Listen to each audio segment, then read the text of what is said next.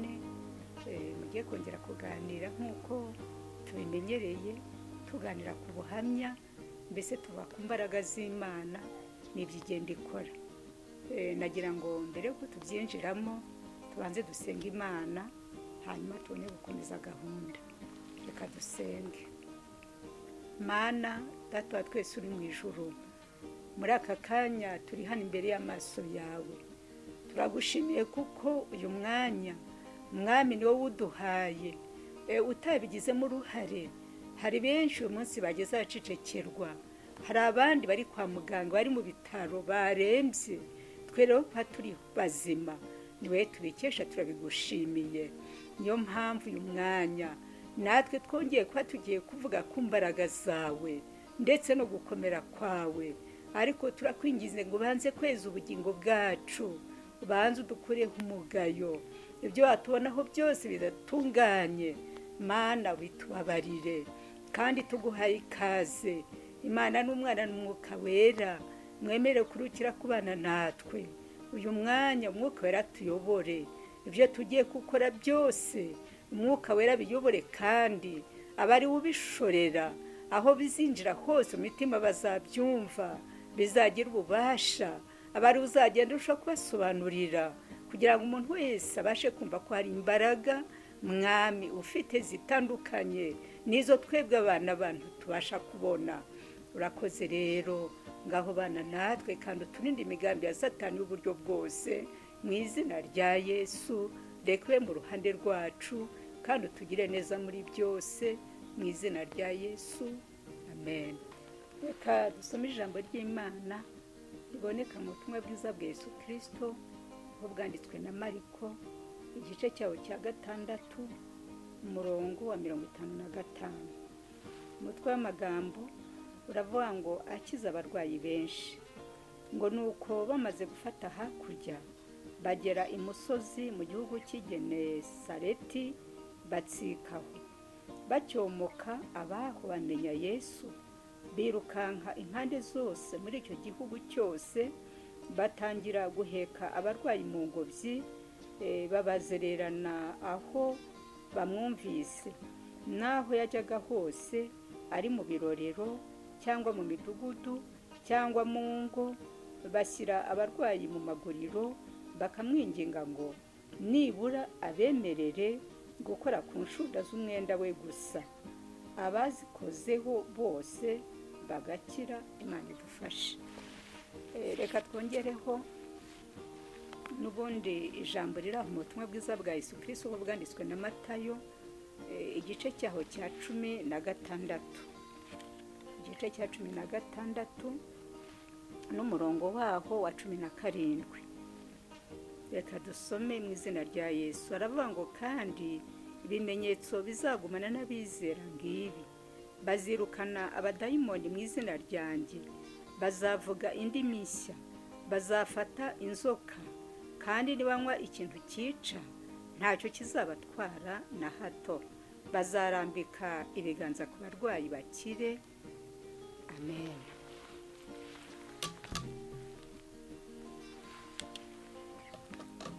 Nayo magambo tugiye kuganiraho agendanye n'uburyo Yesu yakoraga imirimo y'ibitangaza byo gukiza abarwayi.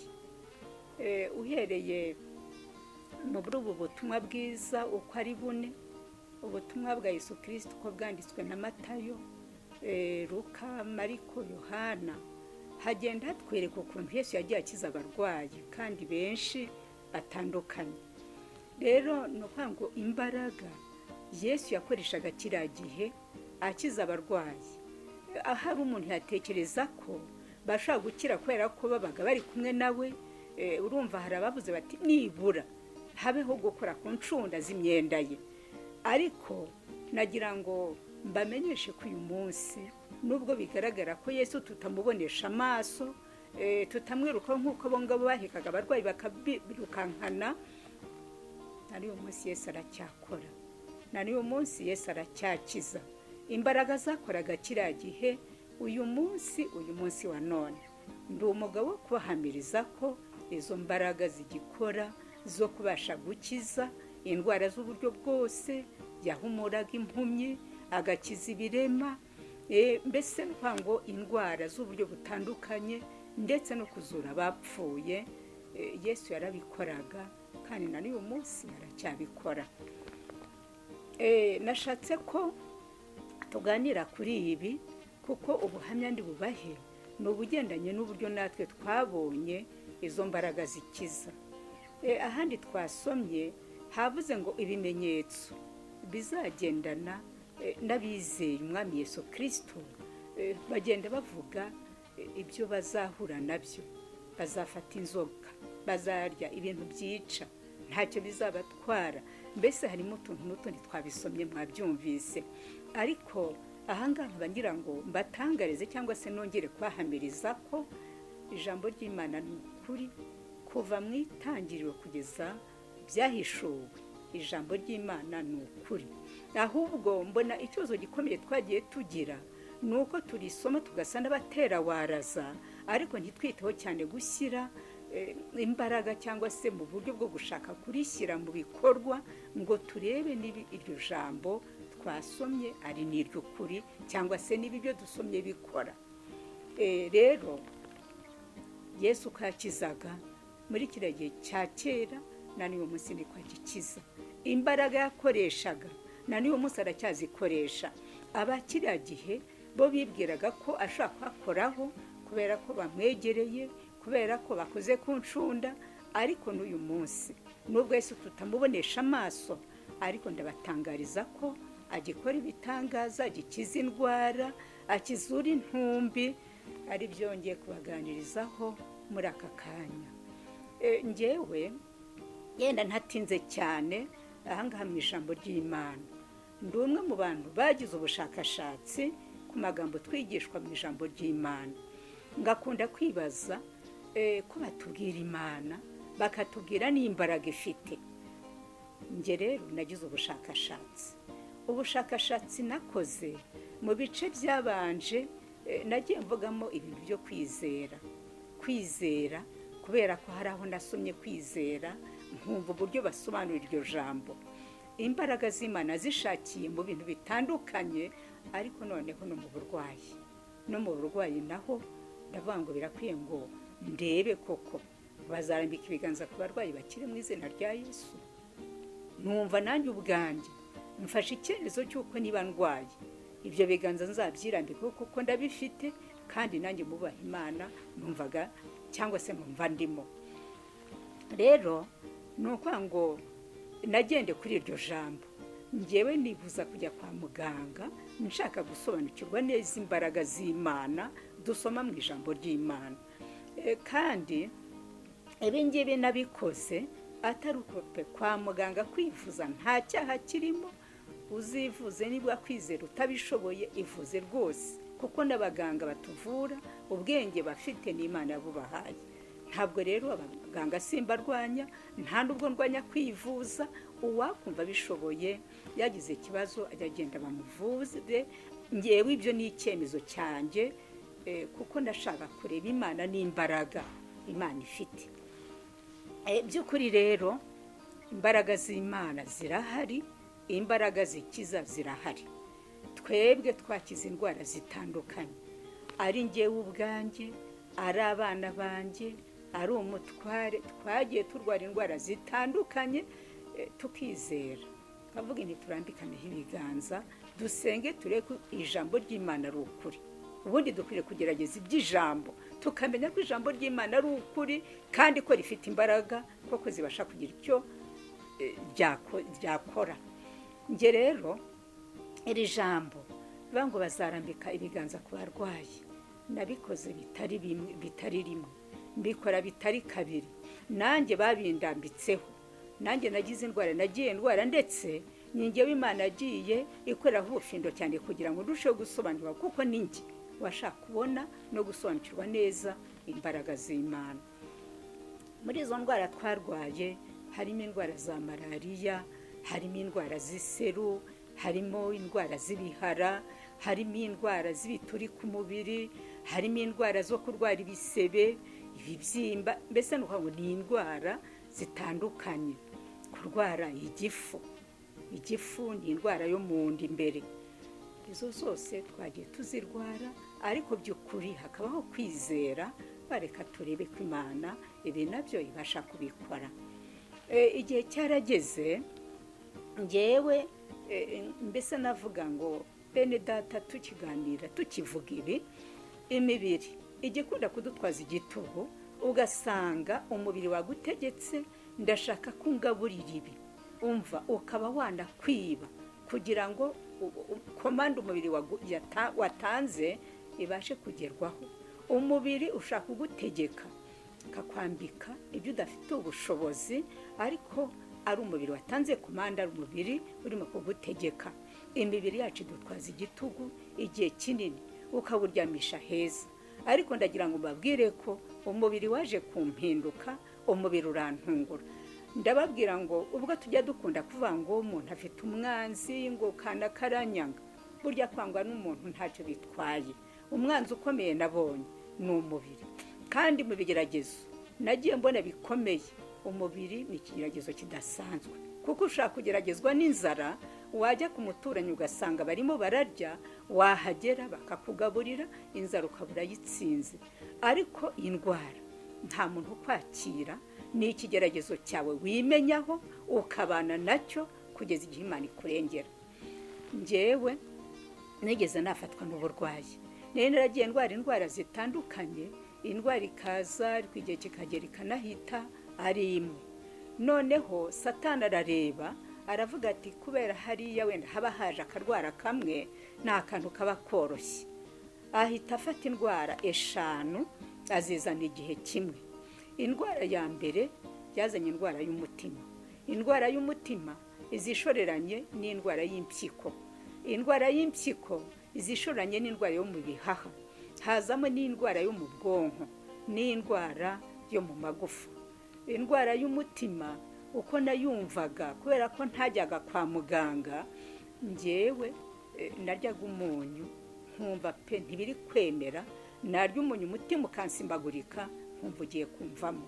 Nanywa icyayi kirimo amajyane, umutima wanjye ugasimbagurika nkumva umutima ugiye kumvamo.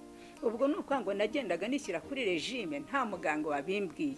Niba ndiye umunyu uyu munsi ukangwa nabi, ejo sinongera kuwurya. Niba nyweye icyayi kirimo amajyane nkumva byahindutse, ejo ntabwo nongera kuyanywa. Cya gihe ubona hari umuyaga udasanzwe, ariko njye nkumva nta mwuka uhagije mfite. Ibyo rero nabisuzumyemo ko ndwaye umutima. Igihe kiragera, impyiko zanjye zirashya, ziragenda zihinduka imineke, ku buryo ntabasha kunyeganyega.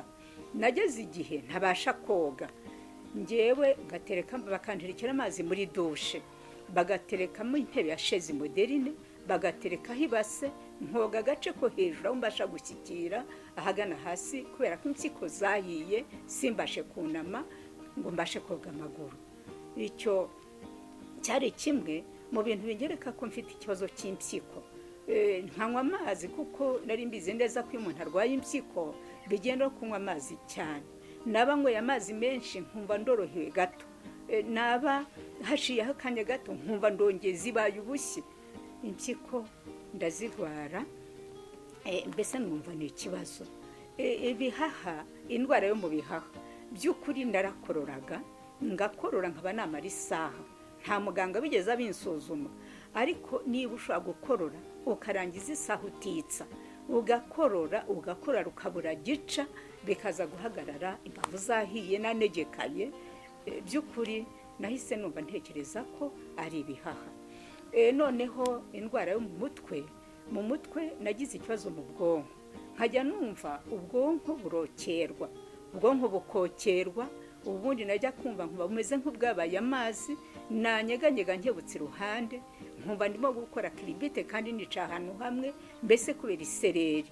Ubwonko buragenda bumbana ubwonko, naba ndi mu nzira ngenda, ndi mu muhanda, naciye ku ruhande kuri borodire y'umuhanda, nagenda nkajya nisanga ndi mu muhanda hagati, kubera ikibazo cy'isereri, meze nk'umuntu wasinze. Mbese iyo ndwara yaranserereje, mu mutwe hakajya hashya, ngafata amazi nkishyiramo bikanga. Aho ngaho ntagize umubabaro, kandi byari ibintu byaziye igihe kimwe. Narwaye mu magufa, indwara yo mu magufa irandya, nkajya numva mu magufa imbere harimo harasa n'ahari gushya, hari kumungwa, ngashyushya amazi ngashyiramo umunyu nkikanda, ariko nkumva ntibigeramo. Amagufa ngahekenywa, ariko byagera mu ngingo cyangwa se muri articulation nkumva niho bikomeye. Izo ndwara uko ari 5 nazirwaye hafi umwaka n'igice. Imana iricecekera, kandi ndi mu kwizera narayizeye, ariko Imana iraceceka.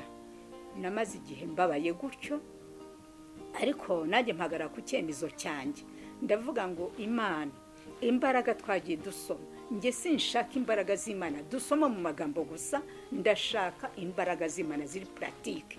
Teori nari narayize, bakatwigisha ijambo ry'Imana nkumva ndaryumva rwose, ariko nkumva ni teori. Noneho nari ndi gushaka na pratique, ngo njye mvuga imbaraga z'Imana by'ukuri naraziboneye. Indwara rero yarambabaje, mara icyo gihe kijya gushyika umwaka n'igice, ndibaza ko haburaga nk'icyumweru kimwe ngo mbe nujuje umwaka n'igice. Nibwo nagiye kubona mbona Imana ihagurukije abanyamasengesho, kandi by'ukuri narayibwiraga ntabwo niyahuye ko nta mugozi nishyizemo. Izi ndwara nta nimwe niteye, zaje gutya, nabonye umubiri umpinduka. Ariyo mpamvu umunyarwanda yacu umugani ngo utazi umwanzi wasiga umubiri. Uwusige, ubunogereze, ubugaburire, uburyamishe neza, ariko umubiri uraguhinduka ntumenye uko byagenze. By'ukuri rero nagiye kubona ku isaha yo gutabara kw'Imana, mbona hano haje abantu b'abamama 3. Barambwira ngo Imana yababwiye ngo baze bakora amasengesho y'iminsi 2. Iminsi 2, uwo munsi batangiye, nibwo umwe yababwiye ati ngize iyerekwa. Ngewe nkibabona numvaga ko ngiye kwezwa nkava mu mubiri, kuko nari maze igihe mbabaye, nkajya nanisabira Imana ntiwantuye ko mbona kubaho rwose ubuzima bwarangiye. Ibyo mbabwira ikigeragezo gikomeye, mbese nabonye kiruta ibindi ko ari ukurwara. Abana bose mfite ntawe ndashobora kubwira ngo nyakira. N'umubyeyi wanjye umbyara twarabanaga, ukabona mfitiye impuhwe, afite agahinda kuko ntabona ameze, ariko ntabwo abashiye kunyakira habe n'isegonda imwe. Kandi ukuntu nabaga mbabaye, nabaga numva umuntu iyo yanyakira wenda akamara iminota 30, umubabaro undi ku mubiri yawunyakiriye, nabaga numva byaba ari ibintu bikomeye yaba nkoreye, ariko ntabwo byakunze, ntabwo wigeze abasha kunyakira. Ndagira ngo rero mbabwire ko iyi Mana tuvuga irashoboye. Iyi Mana tuvuga ni inyamaboko. Ngewe nabonye bamama baje, ntekereza ko bazanywe no kugira ngo nezwe, ubundi ndihana neza, nditunganya rwose uko nshoboye. Batangiye gusenga, umwe aravuga ngo mbonye aha hantu uryamye hari hegetse igare. Ati umuntu ararifasha, ararishwanyaguje, igare ararijugunya. Arangije yumva ijwi ngo ry'Imana iramubwiye ngo inyongereye imyaka yo kubaho. Iravuga ngo igihe cyawe hari mu mwaka wa 2008, igihe cyawe cyo kugenda cyari iki, ariko kubera ko nibutse imirimo myiza wankoreye, binteye kukongera imyaka yo kubaho. Ubu no kwango nicaye aha ndi mu nyongezo. 2008 muri desite nuko byari bimeze, nuko Imana yari yaragambiriye ko araho nzasoreza urugendo rw'ubuzima bwanjye. Rero Imana yanyongeye imyaka yo kurama ngo igendeye ku mirimo myiza nayikoreye. Kuva ubwo rero amasengesho barayasenze, barayasoza, barataha. Noneho nanjye ntangira kugenda ngaruka mu buzima. Ubwo nuko ngo nahise nizera ijambo ryavuye mu kanwa k'Imana, kubera ko Imana ivuze ko inkijije. Nanywaga amazi nkayanywa kubera impyiko, ariko kuva uwo munsi njye nahise ngira kwizera, ndaba ubwo Imana ivuze ubu ndakize. Amazi narayahagaritse, mara iminsi 12 ntarongera gukoza amazi mu kanwa, nk'ibinyobwa bisanzwe. Vuge nti ndebe ko Imana avuze ko yankijije, ko nakize koko. Ntangirana no kurya kunyu, ngashyiramo gakeya akunyu nkakarya, kandi by'ukuri nkumva ubuzima burimo buragenda bukomeza. Ubonye nagakozaga mu kanwa nkarara mpfa nzuka, ariko kubera ko Imana yavuze, nanjye ntangira kwizera ko ibyo yavuze ari ukuri. mbese umunyu ndawurya, amazi ndayahagarika. Iyo minsi ndababwiza ukuri ko Imana yagiye ibishyiramo neza kugeza igihe ubuzima bwanjye bwongeye buragaruka, ndongera mu muzima nk'uko muri kumva mubu.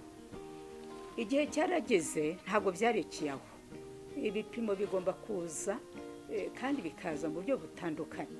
Naje kurwara indi ndwara bita diyabete iramfata. Noneho yo sinabasha kumenya ndwaye iki, kuko numvaga ndaho nyengerera mu buriri, nkumva sinzi ukuntu meze, ntabwo nari nabashe gusobanukirwa n'indwara kindwaye. Imana rero igishaka ko tuva mu kintu cy'igihirahiro, niyo yonyine yanyongoreye, irambwira ngo jya kwa muganga. Muri imyaka myinshi nari imaze ntunzwe no kwizera, indwara ngakizwa no kwizera, na za ndwara zikomeye gutyo naje gukira, nta kinini cy'umuganga, nta rushinge, nta kintu na kimwe umwana w'umuntu ankozeho, uretse Imana yo mu ijuru yonyine yahagurutse igakora. By'ukuri iyo ndwara nayo niryamiye mu gitanda, ndavuga ngo uko biri kose, uko nsanzwe ngira izindi, iyi nayo nzayikira. Ndagira ngo nongere mbabwire umuntu no kumva ubu buhamya, hatazagira umuntu ugwa mu mutego. Niba udafite kwizera, jya kwa muganga. Kwa muganga nta cyaha kirimo. Njye nari ndimo ndwana no kureba imbaraga z'Imana, ngo uyu munsi mbe nzihamya koko ndishwa ko zihari. Rero diyabete nagiye kwa muganga bayinsangamo. Bamaze kuyinsangamo, njyewe icyo nakoze niki, banyandikiye imiti, mpita nihutira mu mujyi kuyigura. Nari mfite umuntu wanjyanye n'imodoka, njye nari ndembye ntabasha kugenda n'amaguru, ariko banjyanye duca ku mafarumasi, imiti turayigura. Bari banyandikiye utunini. Hari kuwa gatanu, akanini ndarangakoresheje kuwa gatanu, buracya kuwa gatandatu akanini ndongera ndagakoresha. Birangiye ku cyumweru mu gitondo, abana bari baraje kundwaza ari babiri, kuko nari ndembye rwose, bari bavuye mu ngo zabo, abana b'abakobwa baza kundwaza. Umukuru w'imfura niwe twararanaga, kararanyumva areba ukomeza. Noneho mu gitondo yarambaje ati, ma urumva umeze uti? Ntimeze neza, nta kibazo, buryo ururimi ntacyo rupfana n'umuntu. Ndavuga meze neza.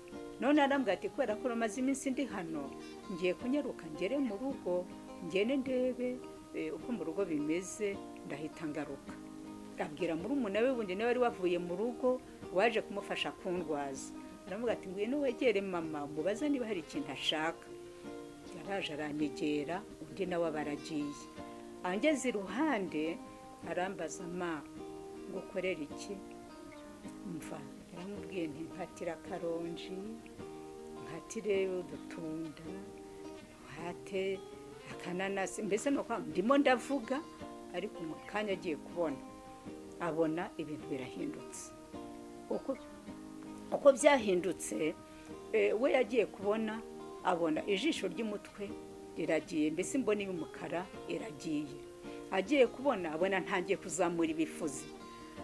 Aranyitegereza uko ndimo kuzamura urufuzi, ibintu mbese abona byahinduye isura. Mu kanya nk'ako guhumbya, abona ijosi ndarinaze. Ubwo muri make nari mpfuye nzize indwara ya diyabete. Noneho umwana abibonye, ikintu yakoze niki, yahise avuza induru, aratabaza hirya hino, arahamagara bene wabo, ari uwo mukuru wari ugiye, bamuhamagaye ngo aribwo akinjira mu irembo ageze iwe mu rugo. Bahamagara abaturanyi, abandi bana bari aho, kubera ko bababwiye bararira, ku buryo abaturanyi baje barahurura. Abana banjye n'abari bageze mu rusengero bagiye gusenga, bose bahise baza, baraza barakwita, urugo ruruzura. Mbese by'ukuri ubwo murumva ko bari baje batabaye, umuntu yapfuye. Hashize umwanya, mbese abarira barize bihanaguye, bagiye kubona babona ndagarutse. Ntababeshye, hari abajya bava mu mubiri, akagenda akavuga ati, wenda njye nagiye njyana aha n'aha. Njyewe nabaye nk'umuntu wari wasinziriye, nkaba nkangutse, kuko ngikanguka nararanganyije amaso mbona icyumba cyanjye cyuzuyemo abantu, mperuka ndi kumwe n'umwana umwe. Noneho nahise mbabaza ndetse ko muri benshi nakuka gakeya katazamuka, ariko ndabaza ko muri benshi hano habaye iki? Babura icyo bambwira, barimyoza, ahubwo bahita bavuga ati mwambambaranye, uyu muntu duhita tumujyana kwa muganga, hariya ku Kinamba hari asosiyasiyo y'abanyadiyabete. Bahise rero bambambaranya, baba baramfashe banshyize mu modoka, baranyirukankanye naho ngaho ku Kinamba.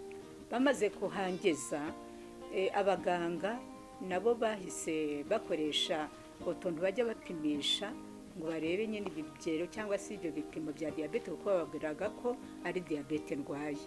Barebye baravuga ati uyu muntu nta sukari na nkeya afite mu mubiri. Ubwo rero bahise bampa igitanda, barangije bakora amaserumu yo kugira ngo banyongerere isukari. Serumu bamaze kubivangavanga barabizanye babinteye biranga. Urumva kubera ko nari napfuye, amaraso yahagaze, aracyavuze ku buryo abaganga bagerageje, akaboko kamwe bagatoboye nk'inshuro 3 biranga. Barangije barimura bajya ku kandi kaboko, nako bagatoboye inshuro 2, batera serumu ikanga kugenda burundu, irabahakanira kubera ko amaraso yaragikonje. Abaganga rero ni ukuri babuze icyo bakora, baravuga bati buriya mutegereze Imana, kuko twebwe icyo gukora turakibuze, umuntu naguma haryame. Abandi mwese mumanyo ko hari hagiye abantu benshi, muri abo bose batabaye harimo abana banjye, bakana bakazanane, bavandimwe, twariyo turi benshi. Mumanuke mugende hasi mwe kumucura umwuka, hasigara umuntu umwe. Noneho kubera ko nagaruye ubwonko, narumvaga ibyo bari kuvuga ko babuze icyo kunkorera, narabyumvaga. Aho ndyamye nabwiye Imana nti rero ntavuga mu mutima ntekereza, mbabarira nyeze ibyaha byose nakoze, ubimbabarire, ndimo kwihana mu ntekerezo. Ndangije gusaba Imana imbabazi, narasenze, ngasenga ntavuga, ariko nsenga mbwira Imana ngo Mana, wibuke ko twagendanye, wibuke ko nabanye nawe, wibuke imirimo nagiye ngukorera, wibuke Mana, uze kumpa iherezo ryiza, mbe kujya mu ijuru. Uko ndi gusenga gutyo, nagiye kumva mu ijwi ry'Imana rivugiye mu gutwi kwanjye, irambwira ngo nimusezere mutahe, ngo abana bawe biyeze basaba Imana imbabazi, nibarangiza bagusengere, ndabagusubiza uri muzima. Ndembuza umwana wari wansigayeho. Umwana araza aranyegera, ndamubwiye nti hari ibintu Imana imbwiye, ntimwite musezera, dutahe nti mu nsengera ndakira. Umwana ahise areba ku ruhande rwose, yumva ko ibintu ngo ndi kuvuga ari bitabapfu, mbese avuga kumva ko nshobora kuba ngiye gusubira hahandi narindi, kubera ko abanga iyo umuntu agiye gupfa arateshaguzwa. Nawe yahise yumva ko ari ibintu by'ibitabapfu ndi guta, nkiyirirwa byumva rwose. Ngize amahirwe, umusaza wanjye yahise yinjiye, niwe nabwiye nti igira hino namurembuje, arazanye nama hejuru. Ndamubwiye nti Imana irambwiye ngo nimusezere munjyane mu rugo, abana banjye biyeza bitunganye, nibarangiza bansengere, Imana irabansubiza ndi muzima. Umusaza wanjye yahise ako kanya abishyira mu bikorwa, aragenda arasezera, aragenda gahunda zose zisabwa arazikemura, n'amafaranga bagize arayatanga, duhita dutaha.